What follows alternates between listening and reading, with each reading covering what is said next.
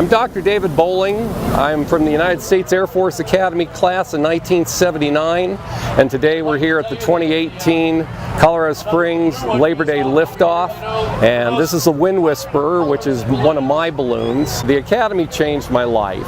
It was a tremendous experience. I learned a lot of organization and disciplinary skills from my experiences at the Academy, which carried over into my professional military career and my subsequent professional government career. And as you see today, we're pretty professional around the balloon, making sure that we get everything done properly and safely so that we can have a safe flight today.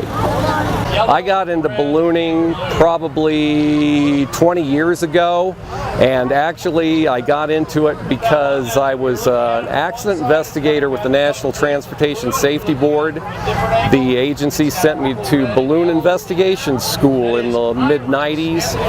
When I flew in a balloon, I kind of caught the bug, and it's sort of my recreational flying. I am a fixed-wing pilot, did a full military career after graduating from the Air Force Academy, but this is actually pleasure flying. It's a chance to get folks up in the balloon and experience something they've never experienced before, and once you've done this, you're just never the same again.